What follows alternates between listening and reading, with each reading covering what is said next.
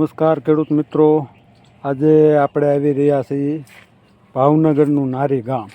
ત્યાં આગળ આપણો ઇન્ડોયસનો 955 કપાસ અને વેરાયટીની મેઇન ખાસિયતો આપણે થળિયામાંથી જોઈએ તો એના સીમપોડિયા અને મોનોપોડિયા જોઈ લઈએ આપણે. જો એને ડાળી, પેટા ડાળી ને ઝીંડવા બેસવાની ક્ષમતા, લાગટ, સિરીઝ રૂપે ઝીંડવા બેઠા છે. એના ફૂલ સાપકા, અસંખ્ય ફૂલ સાપકા છે. આ આપણી 955ની મેન ઘાસ છે. અને ઊંચાઈ તમે જુઓ છોડની તો એક્ઝેક્ટ 4.5, 4.5 ને 5 ફૂટ ઊંધી.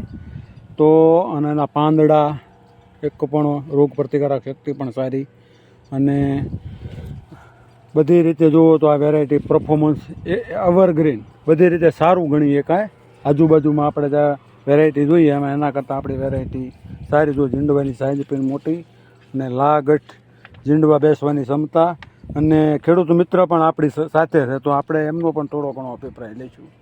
હા, તો તમારે ખાલી તમારું નામ ને ગામ એટલું જ કહેવાનું છે.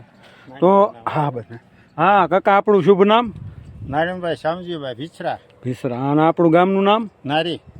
તો તમને અમારી આ વેરાયટી કેવી લાગી? બહુ સરસ, સારી લાગી અમને. અને વાવવા જેવી લાગી? હા, વાવાજી. તો તમે બીજા ખેડૂત મિત્રોને શું કહેશો? બીજાને કહેવાનું છે આ જાત તમે વાવો આવતી સાલ. તો આ વેરાયટીનું નામ શું છે, બોલશો જરા? Indoor 955 plus. હા, ઇન્ડો 955 પ્લસ બીજી 2. 2. તો તમે બીજા ખેડૂત મિત્રોને પણ કહેજો કે આ વેરાયટી વાવવા લાયક છે અને બધી રીતે સારામાં સારી છે. તો કાકા, આપનો ખૂબ ખૂબ આભાર અમારી વેરાયટીને હાઇલાઇટ કરવા બદલ.